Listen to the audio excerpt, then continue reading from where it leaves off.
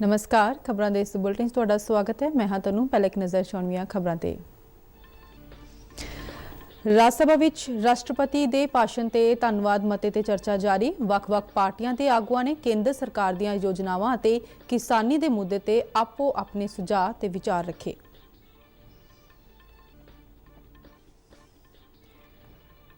RBI ने अपनी मुद्रा नीति का ऐलान करदिआं नीतिगत दरां विच कोई तब्दीली ना करन दा फैसला लिया। अगले माली साल दौरान विकास दर 10.5% के आस-पास रहने का अनुमान लगाया। ट्विटर ते वातावरण कारकुन ग्रेटा थनबर्ग वालों सांझी की गई इतराजयोग टूल किट बनाने वाले लोगों ते दिल्ली पुलिस ने FIR दर्ज की।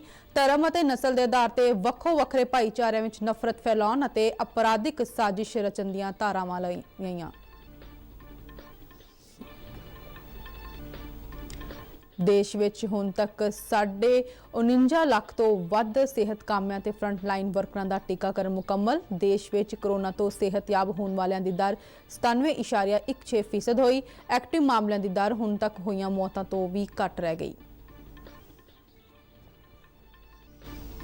तो इंग्लैंड की टीम ने चेन्नई टेस्ट में दोपहर के खाने तक 2 विकेटां के नुकसान से 67 दौड़ां जोड़ियां।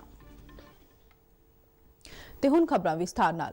राज सभा विच अज भी राष्ट्रपति के भाषण ते धन्नवाद मते ते चर्चा जारी रही। चर्चा विच हिस्सा लैंदिआं बीजेपी के संसद मैंबर डॉक्टर विनय सहस्त्रबुद्धे ने कहा है कि देश के लोग मौजूदा सरकार के कामकारां नाल लोकतंत्र नूं नेड़ियों महसूस कर रहे हैं। सरकार अते किसान संगठनां विचाले कई दौड़ दी हुई गलबात का जिक्र करदिआं उन्होंने कहा कि सरकार हुण भी इस मसले नाल जुड़े खदशिआं नूं जड़ तो खत्म करन लई खेती कानूनां दे मुद्दे ते किसानां नाल खुले मन नाल चर्चा करन लई तैयार है। प्रधानमंत्री नरेंद्र मोदी वालों कीते गए सुधारां दा जिक्र करदिआं डॉक्टर सहस्त्रबुद्धे ने कहा है कि केंद्र ने सूबिਆਂ ਨੂੰ माली पक्षों मजबूत बनाउण लई कई ठोस उपराले कीते ने, जिसदा सिद्धा उदाहरण बुनियादी विकास फंड ने, जिसनूं पंचायती पद्धर तक मुहैया करवाया जा रहा है। उन्होंने कहा है कि केंद्र सरकार सबका साथ, सबका विकास ते सबका विश्वास की सोच नाल काम कर रही है। कांग्रेस के सांसद प्रताप सिंह बाजवा ने 26 जनवरी को ट्रैक्टर रैली दौरान लाल किले ते वापरियां हिंसक घटनावां की जांच लई सुप्रीम कोर्ट के एक जज की अगवाई हेठ कमेटी बनाने की मांग की। उन्होंने आर्डीनेंसां राहीं खेती बिलां नूं अगे वधाउण बारे भी सवाल खड़ा किया। चर्चा में हिस्सा लैंदिआं NCP आगू प्रफुल्ल पटेल ने कोविड-19 महामारी के खिलाफ लड़ाई में केंद्र और सूबा सरकारां वल्लों सांझे तौर पर किए गए यत्नां की शलाघा की। उन्होंने केंद्र तो तीनों खेती कानून वापस लैण की भी मांग की। बहुजन समाज पार्टी के सतीश चंद्र मिश्रा ने प्रस्ताव दिता कि केंद्र सरकार नूं 3 सालां दे अरसे लई खेती कानूनां नूं लागू करना चाहिए है। उन्होंने सरकार ते किसानां विचाले चल रहे अड़िके दे हल लई व्यापक चर्चा दा राह अपनाउण दी सलाह दी। मिश्रा ने गणतंत्र दिवस के मौके लाल किले दे वापरी हिंसा ते भी चिंता जताई। केंद्रीय खेतीबाड़ी मंत्री नरेंद्र सिंह तोमर ने चर्चा में हिस्सा लैंदिआं कहा कि देश ने कोरोना के खिलाफ लड़ाई एकजुट होकर लड़ी है। उन्होंने केंद्र सरकार वालों गरीबां दे विकास, खेती खेतर नूं हल्लाशेरी देण अते पिंडां विच बुनियादी ढांचे नूं मजबूत करन लई कीते जा रहे उपरालां दा भी जिक्र किया। संकल्प और देश की ताकत दोनों ने मिलकर इस पूरी महामारी पर नियंत्रण प्राप्त करने की एक सफलतम कोशिश की और आज हम ये कह सकते हैं कि इस प्रकार की जो महामारी है, इस महामारी से निपटने के लिए भारत पूर्ण रूपेण सक्षम है। रिजर्व बैंक ऑफ इंडिया ने अपनी मुद्रा नीति की समीक्षा करदिआं मुख नीतिगत दरां विच कोई तब्दीली ना करन दा फैसला लिया है। आरबीआई के गवर्नर शक्तिकांत देसाई ने मुद्रा नीति का ऐलान करदिआं माली साल 2021-22 दौरान GDP की विकास दर 10.5% रहने का अनुमान लगाया। आरबीआई गवर्नर ने कहा है कि कोरोना महामारी के चलदिआं देश के अर्थचारे ते इसका असर पिया है। उन्होंने कहा है कि भारत हुण आर्थिक पक्षों मुड़ सुरजीती की राह ते अगे वध रहा है। उन्होंने कहा है कि चालू माली साल की चौथी तिमाही दौरान सिक्के के फैलाव की दर 5.2% के नेड़े तेड़े रहने की संभावना है। आरबीआई गवर्नर ने कहा है कि साल 2020 दौरान देश दीआं समर्थावां दा ही परीखण होया है। उन्हें उम्मीद जताई कि 2021 दौरान देश के आर्थिक क्षेत्र में एक नवा म्यार कायम करेगा।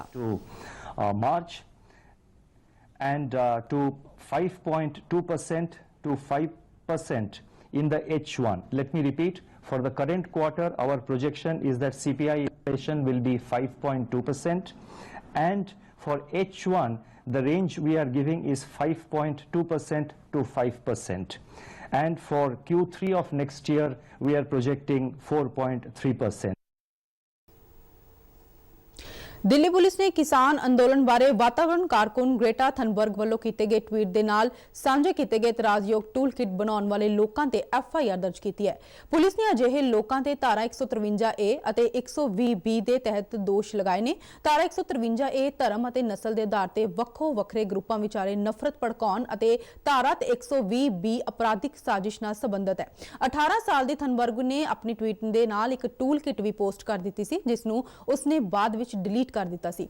ਦਿੱਲੀ ਪੁਲਿਸ ਦੇ ਵਿਸ਼ੇਸ਼ ਕਮਿਸ਼ਨਰ ਪ੍ਰਵੀਨ ਰੰਜਨ ਨੇ ਪੱਤਰਕਾਰ ਨਾਲ ਗੱਲਬਾਤ ਕਰਦਿਆਂ ਦੱਸਿਆ ਹੈ ਕਿ FIR ਦਰਜ ਕਰ ਲਈ ਗਈ ਹੈ ਤੇ ਜਾਂਚ ਦਾ ਕੰਮ ਜਾਰੀ है। अगर आप 26 जनवरी और उसके आसपास के इवेंट्स को देखें तो आपको ये मालूम होगा कि ये बिल्कुल कॉपी कैट बिल्कुल एग्जीक्यूशन था। जिस तरह का प्लान इस डॉक्यूमेंट में है उसी तरह की एक्टिविटीज ग्राउंड पे भी दिखाई देती हैं। तो इसका संज्ञान लेते हुए दिल्ली पुलिस ने जो ऑथर्स हैं टूल किट के, उनके खिलाफ एक केस दर्ज किया।